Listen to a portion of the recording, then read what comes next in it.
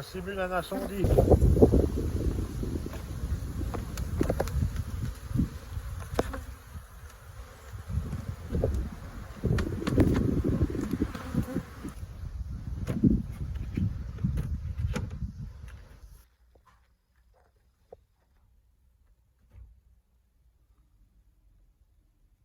Je le mets dans le bac de opercule.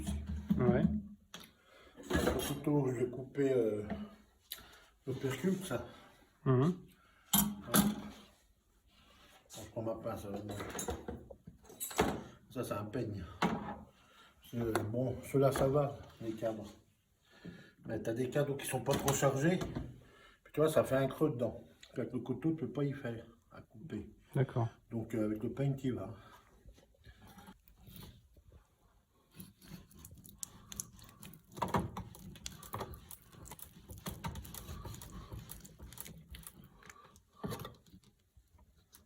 C'est la cire que tu retiens là, c'est ça? Ouais, l'opercule, la cire d'opercule.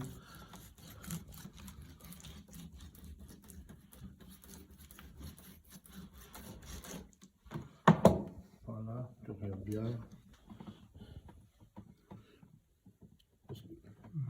Les opercules, et il faut que le taux d'humidité soit à peu près vers 18% pour qu'ils operculent.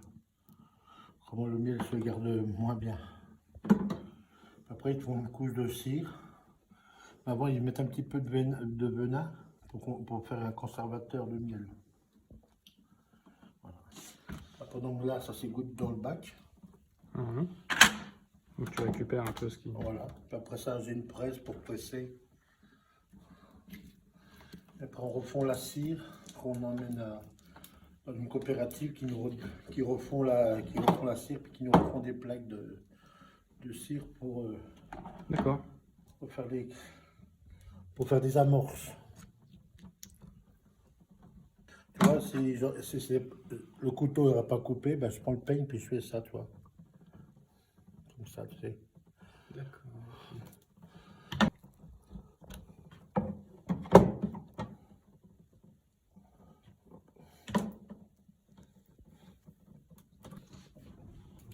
Une hausse qui est bien pleine, qui est épais comme les deux premiers qu'on a coupés là.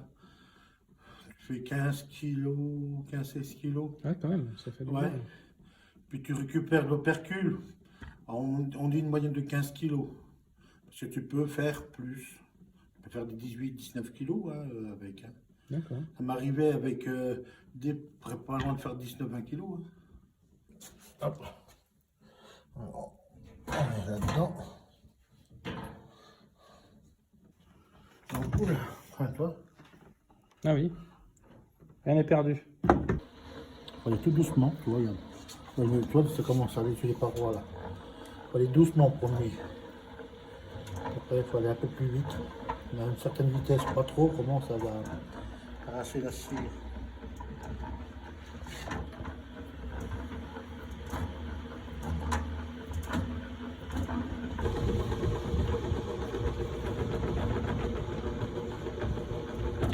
Ok, moi je remets la housse dehors. Je la mets dehors là, tu vois, de la housse tout de suite là. Ouais. Dans les 10 minutes qui suivent, Ça, il y a des il y a des abeilles. milliers d'abeilles autour. Ah ouais. Puis je récupère, c'est normal qu'ils en récupèrent un peu aussi. Hein. Mais tant qu'à faire, il est déjà... Ouais. T'as le miel au fond. Pas dans la cuisine. Ok, oui, il y a quand même déjà... Ouais. Donc là, il refiltre le premier coup. Après le premier filtrage et celui-là, le deuxième. Là, j'ai faim quand même. Ah ouais, il l'a fait. Et après, tu le laisses décanter, tu t'enlèves tous les impuretés au-dessus. C'est encore des impuretés qui arrivent en dessous. Ouais. On dirait pas comme ça, mais il y en avait, hein, pour les trois petits cadres. Hein. Et là, ça commence à couler.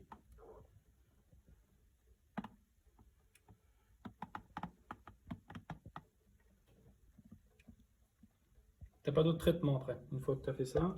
Après, ben non, je le laisse se reposer. Ouais. Puis il va se décanter tout doucement. Puis j'enlève les impuretés au-dessus. Puis le jour qu'il n'y a plus d'impuretés, ben, je le laisse en seau. Après, je le remets dans un autre maturateur avec une vanne pour le tirer. Puis, au bout d'un moment, il va se figer le miel. Bah, tu le mets au bain-marie à 40 degrés maxi, il va revenir liquide. Pas plus de 40 degrés.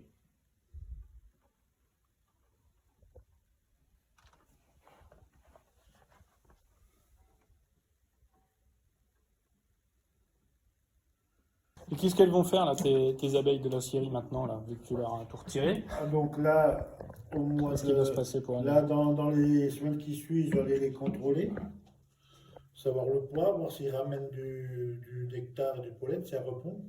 Ok. Puis peut-être que je vais leur remettre je vais leur faire un traitement à base de la pivard, c'est à base de plantes. C'est pour le varroa. Pour le varroa? Ouais, le varroa, c'est des petits bestioles qui sont pas sympas, qui s'accrochent derrière leur tête. Là, Ah, ça leur prend le contrôle, non, c'est ça? Et ça aspire. Ouais. Donc après, on fait, puis et les varrois, après, ils pondent. Et puis ça va tomber dans les nids des larves. Ouais. Et puis les larves, ben, qu'est-ce qu'ils vont faire, les abeilles? Ils vont donner à manger aux larves, puis après, ils operculent. Puis le varroa va se grossir, puis il va manger la larve.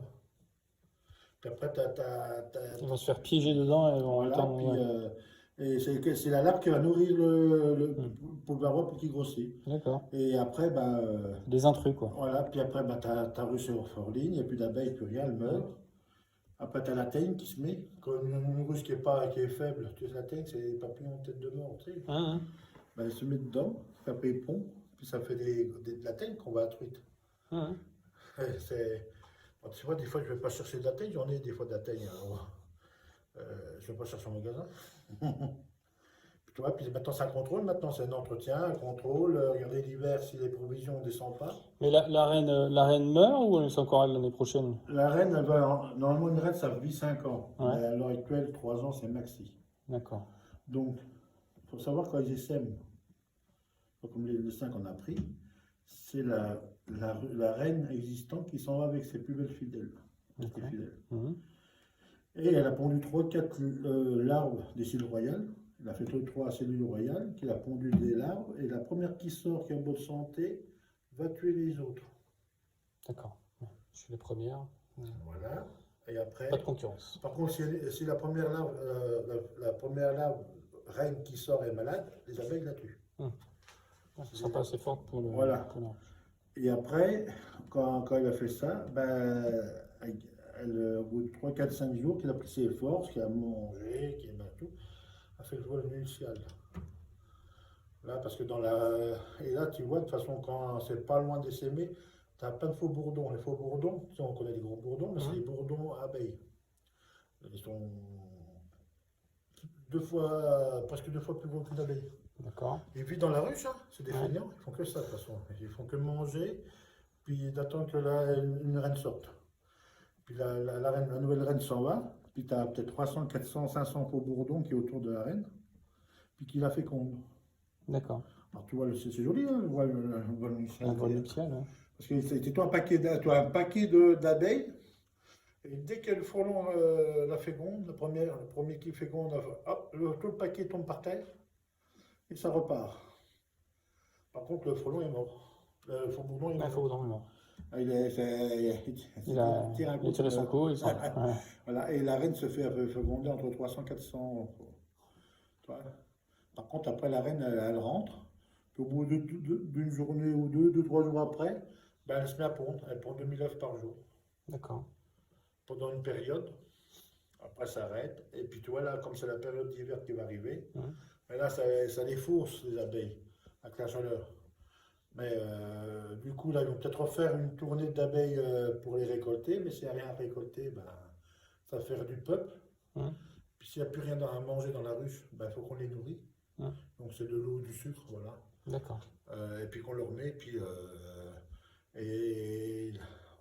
avant l'hiver, moi je mets tout le temps un pain de candy. C'est de l'eau avec du sucre, mais que tu fais chauffer plus longtemps et ça devient une pâte blanche. D'accord. Parce que du sirop, il ne faut plus en donner avant les premiers gels. Parce que le sirop, il gèle dans leur gosier. Ah, ok. Et dans le jabot, là, et ça gèle, et puis ils en meurent. Donc tu te donnes la pâte, et ils mangent que pour eux, hein. Ils ne donnent pas aux autres. Et puis après, au printemps, ben, on rouvre, on garde, on transvase des ruches, on coupe des ruches en deux pour pouvoir faire repartir la colonie. D'accord. Ça fait un boulot pour l'instant parce qu'avec l'extraction, ça fait un boulot, mais après, c'est juste un coup, tu arrives, tu vois, tu regardes. C'est au printemps, puis pendant le moment d'extraction qu'il y a le plus de boulot après. C'est pour ça que Hmm.